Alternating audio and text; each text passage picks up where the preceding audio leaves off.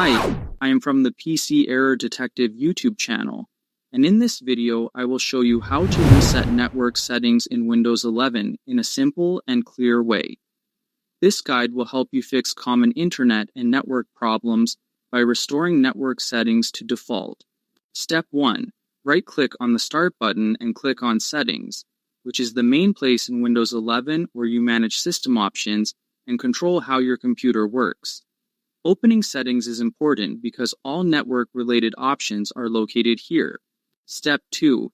Inside Settings, click on Network and Internet, where Windows shows all options related to Wi-Fi, Ethernet, and other network connections. This section helps you manage how your PC connects to the Internet. Step 3. Scroll down and click on Advanced Network Settings, which contains additional tools for fixing and managing network features. This area is useful when basic network options do not solve the problem. Step 4. Under More Settings, click on Network Reset, which is a built-in feature that removes and reinstalls all network adapters.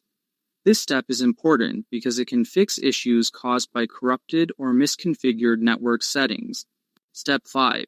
Click on Reset Now to start the network reset process, which will return all network settings to their default state.